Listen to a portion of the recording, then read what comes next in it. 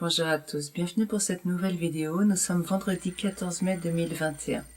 Je me retrouve avec plaisir pour vous parler d'un thème qui est en fait assez récurrent dans nos vies, qui est comment accepter, recevoir les critiques. Tout ce que je vous dis n'est bien entendu que l'expression de mon ressenti et de mon angle de vue. Ce n'est pas une vérité. Gardez l'esprit critique, faites le tri, voyez là où ça résonne. Alors, comment recevoir les critiques? La première chose qui me vient à l'esprit par rapport à ça, c'est quand l'autre émet une critique, c'est déjà nous qui jugeons que c'est une critique. Nous jugeons que c'est une critique parce que nous mettons une étiquette négative sur l'information qui nous est donnée. Comme nous sommes conditionnés depuis petit à essayer de faire les choses bien, à devenir quelqu'un de bien, c'est-à-dire quelqu'un que l'on peut aimer. Comme nous sommes conditionnés de cette façon-là, à partir du moment où l'autre ne nous donne pas un retour positif sur ce que nous faisons, nous disons ou nous sommes, à partir de là, comme nous sommes dans un mode de fonctionnement binaire, bien, mal, vrai, faux, où il n'y a pas de nuance dans notre conditionnement, nous considérons que si c'est pas bien, c'est forcément mal. Donc la première chose, c'est que nous vivons négativement, inconsciemment, tout ce qui n'est pas une approbation de l'autre. Ça, faut le savoir, c'est inconscient.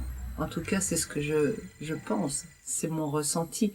Peut-être que ce n'est pas vrai pour vous. Mais il me semble bien quand même, si nous avons été tous conditionnés de la même façon dans notre société française, que ça fonctionne comme ça derrière. Là, on ne peut pas voir. Quand l'autre nous dit quelque chose donc que nous jugeons négatif, nous passons dans un mode de fonctionnement guerrier, toujours inconsciemment. C'est-à-dire que, puisque le monde est binaire, bien, mal, les gentils et les méchants, quand l'autre nous dit quelque chose de gentil, ok, il n'y a pas de souci pour nous. Mais quand il nous dit quelque chose que nous jugeons négatif, il devient un méchant.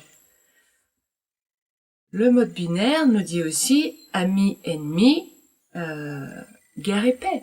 Donc, si il est méchant, si nous le jugeons méchant, nous le mettons donc dans la catégorie des ennemis et nous allons rentrer en guerre inconsciente. Et c'est cette guerre qui nous pose problème quand nous entendons une critique, pas la critique elle-même. C'est cette sensation de mal-être intérieur, c'est le fait que nous passons dans un mode qui n'est pas le nôtre. Nous sommes normalement créés pour, j'ai envie de dire, être dans un mode de fonctionnement plein d'amour, de bienveillance, de joie. Et quand nous passons dans un mode de tension, de négativité, nous nous décentrons de nous-mêmes et nous ne sommes plus en train de nous piloter, mais nous laissons notre négativité prendre le pouvoir. Et ça fait mal. Et ça donne une sensation de mal-être et plein d'émotions négatives qui vont se créer je ne trouve plus le mot. Les hormones vont être sécrétées, des hormones de stress, de colère, le cortisol en particulier, qui vont donc transformer ce mal-être au niveau physiologique. Mais au départ, c'est ce mal-être de changer de mode de fonctionnement. Ça veut dire qu'il faut évidemment faire un travail sur quand l'autre me dit quelque chose que je juge négatif, c'est-à-dire quand l'autre ne me fait pas des compliments, il cherche à me faire du mal. Nous avons cette croyance inconsciente. C'est pour ça que nous prenons les choses personnellement. Nous avons cette croyance inconsciente que quand l'autre ne nous dit pas du bien, il est en train de nous punir. Parce que nous sommes conditionnés depuis la petite enfance, bien égale récompensé, mal égale puni.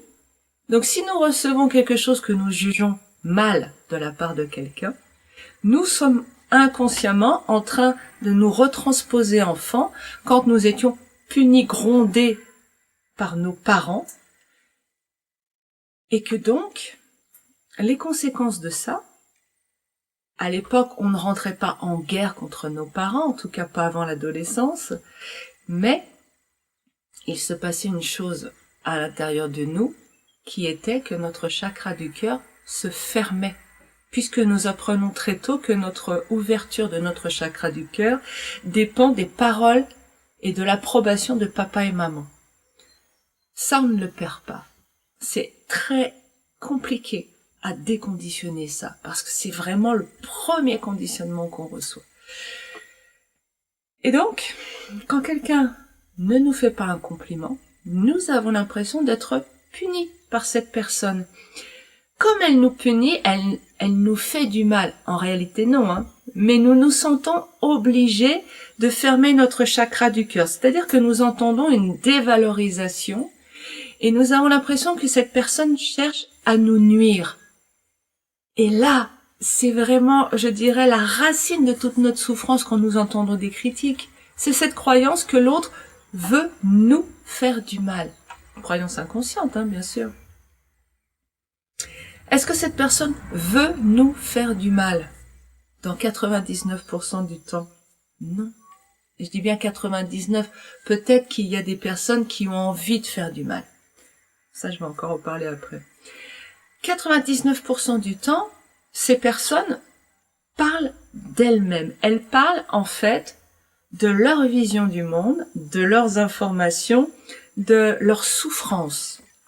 Nous n'avons qu'une seule souffrance, et peut-être que je vais refaire une vidéo là-dessus pour que ce soit bien clair. Nous n'avons une souffrance. Tout gravite autour de celle-ci. Les choses ne sont pas comme je veux. Les critiques que nous recevons et les critiques que nous émettons, elles disent « je voudrais que ce soit différent ». Oh, il pleut. Eh ben, je voudrais qu'il y ait du soleil. Tu mets ce pantalon-là?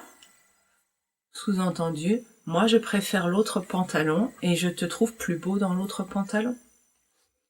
Je voudrais que ce soit différent. J'aime pas quand tu me parles comme ça. Sous-entendu, je voudrais que tu me parles différemment. Regardez, analysez un petit peu comment vous fonctionnez. Et regardez que chaque fois que vous êtes dans une émotion négative, il y a de grandes chances que vous soyez en train de vouloir que les choses soient différentes.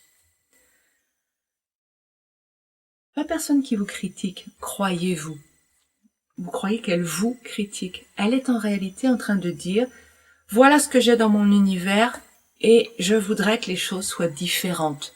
Et si elles étaient différentes, là je serais heureuse. Ce qui est une erreur. J'en parlerai dans une autre vidéo. Et donc, elle cherche à manipuler l'extérieur dont vous faites partie pour se rendre heureuse. Vous constatez que ce n'est pas du tout le même chemin, le même mode de pensée et les mêmes intentions derrière, c'est surtout ça, entre toi, je veux te pourrir la vie parce que toi, tu es quelqu'un de mauvais, et je te dis ça parce que je pense que si tu fais ce que je te dis, je vais être heureuse. Donc j'ai envie de me faire du bien à travers toi, en te manipulant toi. C'est pour mon bonheur à moi. Vous sentez bien que c'est pas du tout la même chose quand vous entendez ça? Nous avons tendance à penser que c'est la première solution qui est le mode de relation et nous prenons les choses personnellement, nous les prenons comme une guerre, comme une déclaration de guerre quand l'autre ne nous fait pas une approbation. Or, il est juste en train de dire, en réalité, j'ai envie d'être heureux. Participe-y. Allez.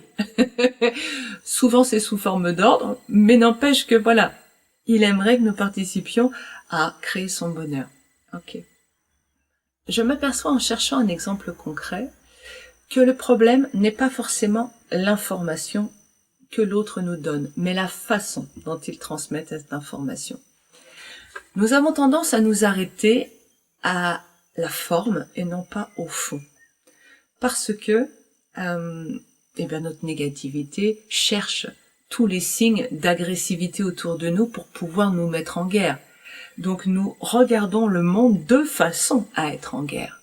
Nous cherchons sans nous en rendre compte, sans en avoir conscience, nous cherchons les signes qu'il y a un problème à l'extérieur et que nous devons nous battre.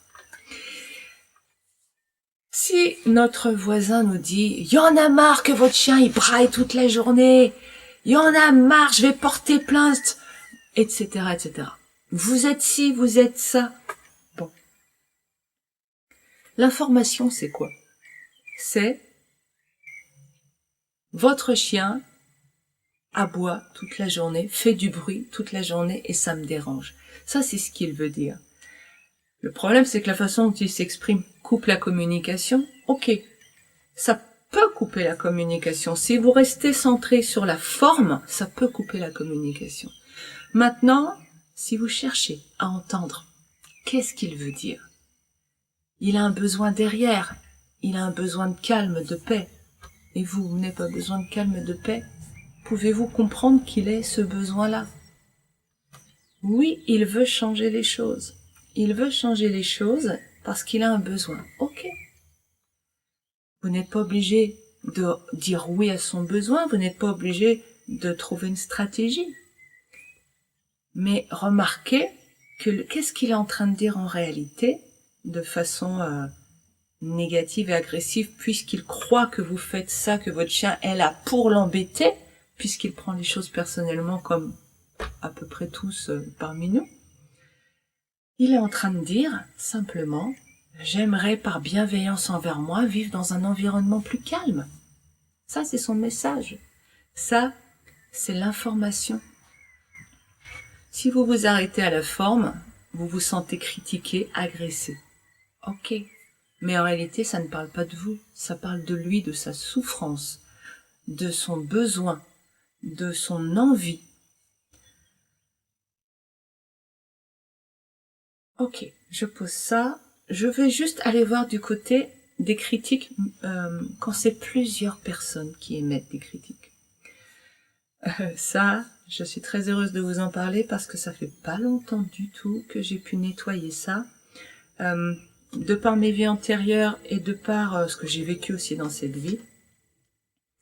Et cette blessure originelle qui est je ne mérite pas de vivre, je n'ai pas le droit de vivre, je suis coupable. Chaque fois que je me trouvais dans un groupe et que ce groupe me critiquait, j'avais l'impression de passer devant un tribunal et d'être rejetée. Ça, c'est la blessure de rejet, hein, il y a d'autres blessures qui naissent à travers ça, mais voilà, blessure de rejet. Et donc, le fait qu'il y ait plusieurs personnes qui critiquaient, nous avons tendance, quand c'est un groupe, enfin, à partir de 2, à nous sentir plus touchés. Pourquoi? Parce que nous avons cette croyance, qui est encore surréaliste comme toute croyance, que si nous sommes plusieurs à penser quelque chose, c'est plus vrai. Si 4 personnes vous disent « toi, t'es pas quelqu'un de bien », les bras vont vous tomber et vous allez vous dire « oh mon Dieu, c'est vrai, ils sont 4 à le dire, je suis pas quelqu'un de bien ». Mais regardez, si vous prenez une pièce de monnaie, vous mettez la partie face vers vous et la partie pile vers eux. Est-ce que parce qu'ils sont 4 à regarder la face pile, la face face, le côté face, n'en existe-t-il pas moins? Est-ce que la face pile qu'ils regardent à 4 est plus vraie que ce côté face que je regarde moi? Non. C'est pas parce qu'on est 1 million à regarder d'un côté que les autres facettes n'existent pas. Donc ce n'est pas parce que vous avez 5 personnes en face qui vous disent « t'es nul » que c'est vrai. C'est 5 personnes qui sont en résonance, qui regardent du même angle de vue et qui ont donc le même jugement. Et c'est un jugement, pas une constatation, c'est un jugement. La différence, c'est que ça leur appartient. Et que souvent, quand nous émettons des jugements, nous oublions que tous les autres jugements existent, coexistent. Parce qu'il suffit de se déplacer pour voir que je suis quelqu'un d'extraordinaire. Comme je suis quelqu'un avec on pourrait trouver plein de qualités, on pourrait trouver plein de défauts. Donc, Et le jeu, c'est vous aussi, c'est tout être humain, y compris votre voisin qui vous dit que votre chien braille toute la journée. Les gens sont tous formidables, tous minables, tous remplis de qualités, tous remplis de défauts. Tout dépend là où vous vous placez. Donc ce n'est pas parce que vous avez des critiques d'un groupe de personnes ou des critiques multiples que vous n'êtes pas moins quelqu'un de formidable. La critique, et ce sera le dernier point avant la conclusion, la critique, c'est une information qu'on vous donne avec maladresse, la plupart du temps, puisque nous ne savons pas communiquer avec bienveillance, puisque nous nous sentons attaqués en permanence par tout ce qui n'est pas comme nous voulons. La critique, c'est une grenade qui est posée devant notre porte. Si nous laissons la porte fermée, nous ne souffrons pas. C'est le fait d'ouvrir la porte et de prendre cette grenade et de la faire rentrer et exploser chez nous qui nous fait du mal. Mais c'est nous qui ouvrons cette porte. On va dire qu'elle est blindée.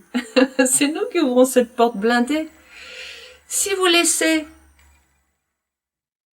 ce qui ne vous convient pas, ce qui vous fait du mal à l'extérieur, vous ne pouvez pas être touché à l'intérieur.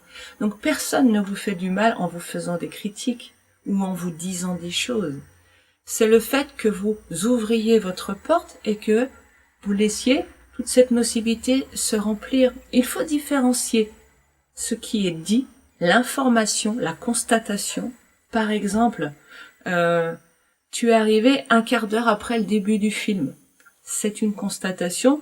On peut regarder nos montres et dire oui, top. Ça fait 14 minutes 39. Est-ce que tu as le même temps? J'ai le même temps. Nous sommes d'accord. C'est ce qu'on appelle la réalité. Même si elle est toujours subjective, comme vous le savez. On arrive quand même à se mettre d'accord.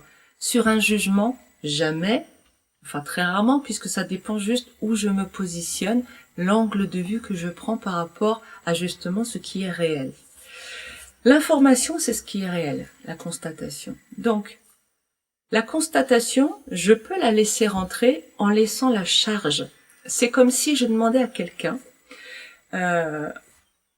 qui a des choses à me dire et qui a plein d'armes avec lui.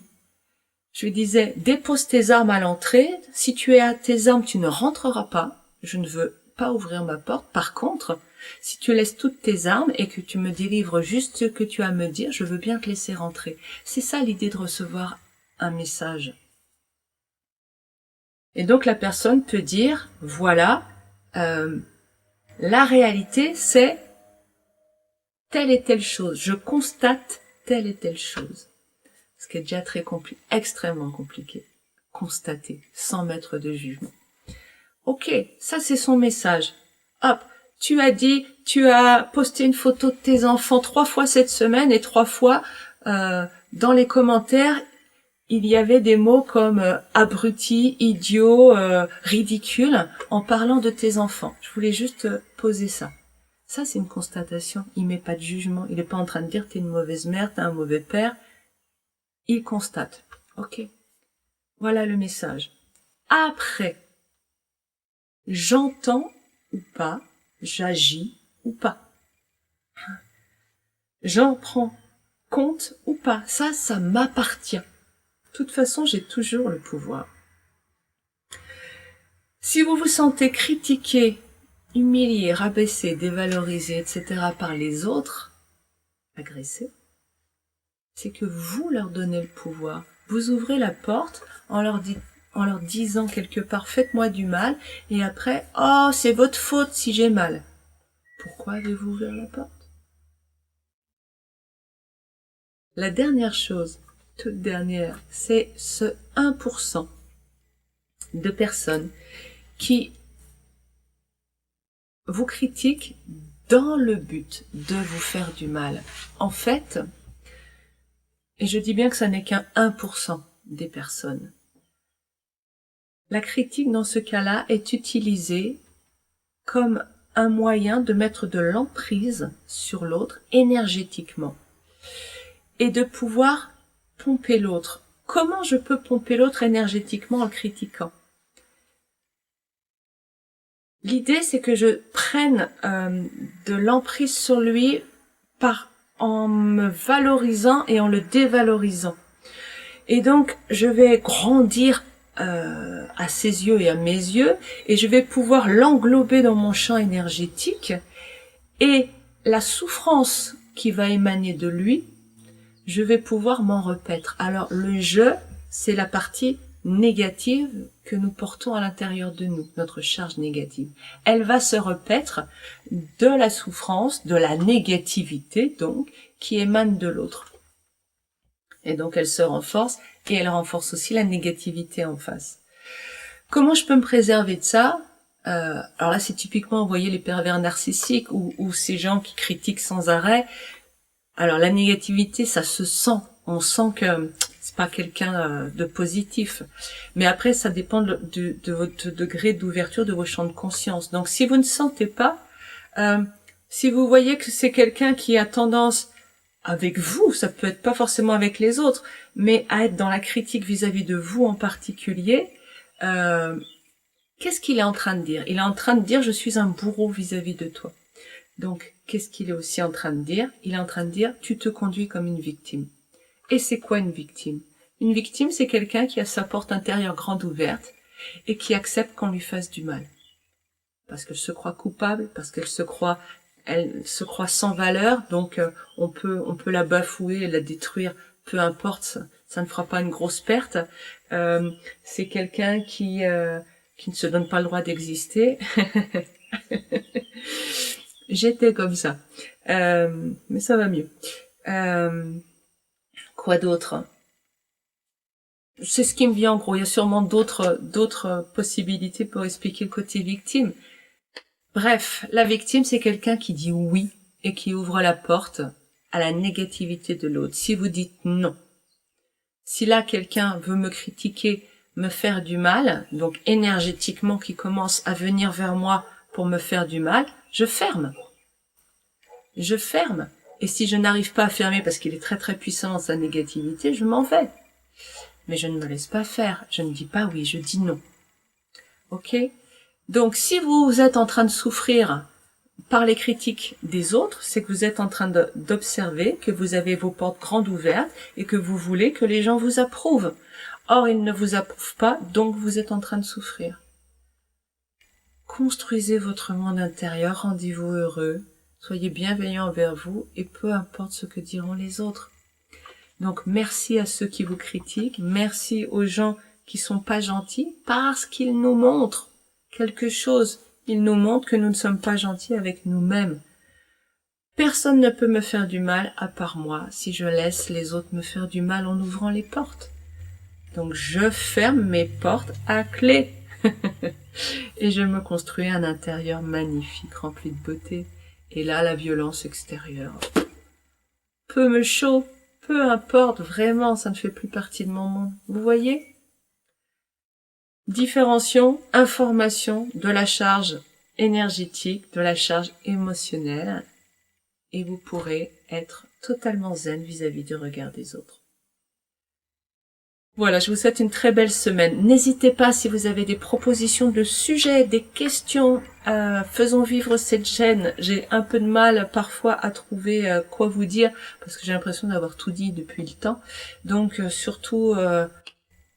merci de laisser des commentaires, un mot par-ci, un mot par-là, ça me permet d'entendre des choses derrière et de vous proposer de nouvelles vidéos qui pourront, j'espère, vous intéresser. Très belle semaine à vous en attendant et observez comment vous recevez ce qui vient à vous. Au revoir.